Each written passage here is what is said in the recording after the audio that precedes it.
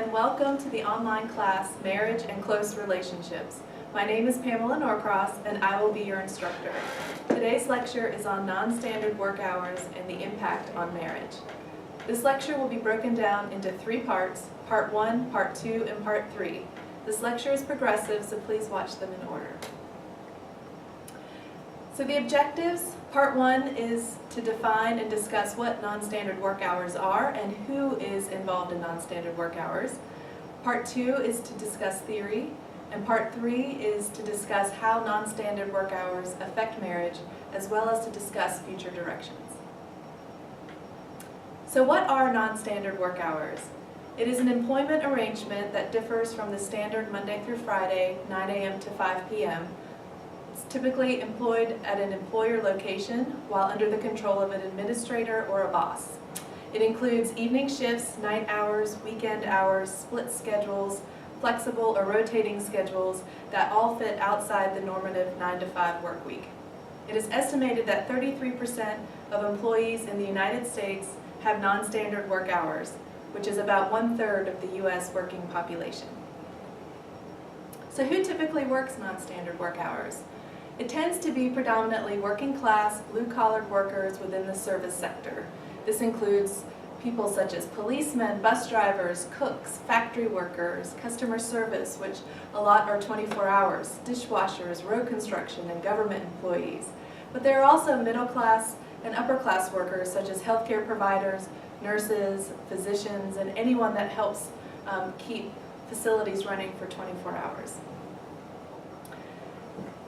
We must also think about high-paid positions, such as people working over the 40-hour work week, such as executives who sometimes put in over 100 hours per week. Also jobs that include a lot of traveling, and physicians who have rotating schedules with overnight call shifts as some examples. So when we break it down, who is involved in the non-standard work hour schedules? So it typically is more men than women who work alternative shifts. Blacks are more likely than whites, Hispanic, Latinos, or Asians, and mainly service occupations. In married couples where both couples are employed, at least 1/4 to 1/3 have at least one partner that's working a shift schedule. Research has even indicated that almost 3/4 of individuals who work non-standard work hours in the United States would prefer to have a standard day job that falls between 8 a.m. and 4 p.m. So why are there non-standard work hours? Well, companies want to compete in the global community. They want to be able to access economies in different time zones.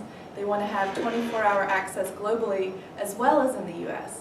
This allows for production of services and goods to continue in a 24-hour time frame. And some examples can be fast food, gas stations, grocery stores, and this can create flexibility for companies without long-term commitment. Hiring part-time, seasonal, contract workers, or temporary employees, which can all be cost-effective means for business growth. Since typically at least one spouse works, non-standard work-life balance is very important. Non-life work balance is typically measured as being on a continuum of highly balanced and highly imbalanced. So please watch the attached video. It is called The Toll of Working Weird Hours.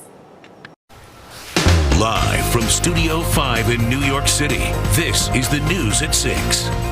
It is Tuesday night. Good evening, everyone. I'm Bernie Anastas, and we thank you once again for joining us. And we're going to check our news headlines and Nick's sunny forecast coming up in just a few minutes. But first tonight, let's go to work. But long gone is the regular 9 to 5 schedule. It seems that a lot of people find themselves working longer hours, irregular shifts that include last-minute changes with little or no extra pay. What's behind the change, and how do we handle it? Well, we want to help you out tonight. Our Linda Schmidt takes a closer look now at the problem. They're expecting more and more of their employees, and our cell phones and we're online and email. For most of us, it seems the 9-to-5 job just doesn't exist anymore. People are working longer hours, nights, rotating shifts. The regular work week is now irregular. I think definitely the demands are too high. Greg Giangrande is the Chief Human Resources Officer with Time Inc. He says the recession of 2008 changed the working landscape. Companies downsized because business took a major downturn. While the economy may have recovered since then, companies aren't as quick to add headcount back when conditions are improving as they are to shed that headcount when conditions are declining. So a new norm has set in. And a practice that's been growing is changing an employee's schedule at the last minute and not paying them. Industries like retail, food, and cleaning services are using sophisticated scheduling software to determine when they need employees on a day-to-day basis, which means they can call you on a day that you're scheduled to work and tell you they don't need you and you don't get paid. They can also send you home early if business is slow and you only get paid for the hours you worked. An economics professor at Penn State University has been researching what is now being called the unstable work schedule practice. Workers who spend the time and money to come in for a work shift and then are told they're not needed or not needed for as many hours as they were scheduled, and that creates havoc with their lives if they have child care arrangements or classes or transportation issues. Professor Lonnie Golden says the double whammy for these workers is that they're not getting the salary they desperately depend on. There's a lot of unfair aspects to it, and sometimes that requires some additional new regulations, and that's what's being talked about. In fact, New York State Attorney General Eric Schneiderman is looking into the matter. Last month, he sent a letter to 13 retail companies inquiring about their on-call scheduling. Thank you very much, Linda. Very interesting subject. Dr. Woody is here joining us right now. This is Dr. Mike Woodward, a psychologist in New York, and so good to have you. Always on board. Always good to be here. Yeah, the weird hours really can take its toll, on so many people and in different ways, particularly with health.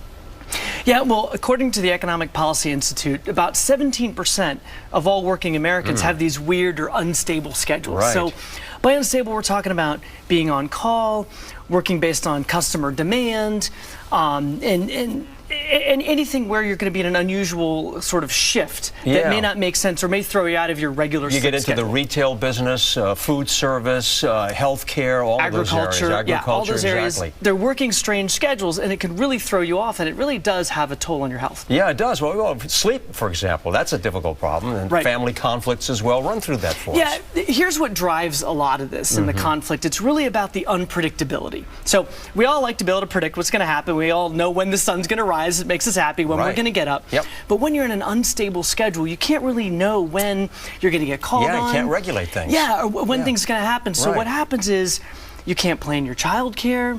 If you're taking care of an elderly adult, how do you plan for that? And at the last minute, you're shuffling to take care of all this stuff before you have to shuffle and hustle to get into work and make it in. So it weighs on you heavily, and it throws you completely off. It does. Your work schedule versus your life schedule, and how do you balance that? And that's where the conflict. Well, that's where we're here to help, right? We're going to try it out. So I'm going to do my best. Let's do it, okay? Let's figure out, and you know the answers. Sure. What do we do to make it a little bit easier, a little more comfortable, and healthier for us as well? I think the first thing, we start with the bosses, right? Because bosses drive a lot of this stuff. That's true. Most managers are not very good at managing, and schedules can be kind of these weird puzzles you have to put together. So as a boss out there, if you're really struggling with it, first, get help. But second, ask your people for their input. Pay attention to what's working for them and what's not working for them. Right. Be considerate of that. Be considerate of that, and get them to come to you and say, hey, this is how it's affecting me. And if you're the employee, you go to the boss maybe and you say, look, I need a little help here. You got to raise your hand. You got to take care of yourself, because your boss may not know that you're struggling or that you're having these home conflicts. So let them know, but also know your own limits. A lot of times people out there can cause this on their own because they're volunteering for too much overtime, or people in the freelance world are working too many jobs. Right. And they cause this to themselves, and you know what? It's at their own detriment. So what you're really saying is that you have to talk it out, right? And include your boss or your family. Just let everybody know what's going on. Get them on board too, so that you can, solve your problems. Yeah, and when it comes to working with your family, if you have an unpredictable schedule and you can't really change it, spend time talking to your spouse, your kids, and find out how do you plan your activities around your schedule, so you make sure you still get that time with them. And you got to take care of yourself, right? You've got to Sleep, take care rest, of yourself. Eat right. 7-8 hours of sleep is what's typically recommended. I know most people can't quite get that, but try and avoid sugary drinks and lots of carbohydrates and caffeine too close to when you go to bed, because that's going to throw you off too. A lot of this is common sense, right? You just stop and say, okay, what do I do about it, right? Talk to somebody, figure it out, take care of yourself. I mean, it's difficult earning a living and taking care of your family, especially if you're working in these industries. But there are ways, as you pointed out, that you can, bottom line, be careful, take care of yourself, and make sure you do the right thing. Yeah, and pay attention. Pay attention to yourself. Open dialogue. Have the conversation with that boss. Or if that boss doesn't hear you, go to HR. Or think about what's the next step you can do for yourself. If you're in a bad, toxic situation, you don't want to stay in it, because research has shown that it really has an effect on cognitive functioning later on down the line. Take positive action. Dr. Woody, always good to have you. Okay, enjoy your new boat, too. Thank you. Happy sailing. All right, another good story coming up for you tonight. Right in the middle of brownstones and vacant lots sits a little oasis in Harlem. We're going to show you how kids... So this video gives a great overview of how non-standard work hours can affect individuals and begins to touch on how these non-standard hours can spill over or cross over into personal life.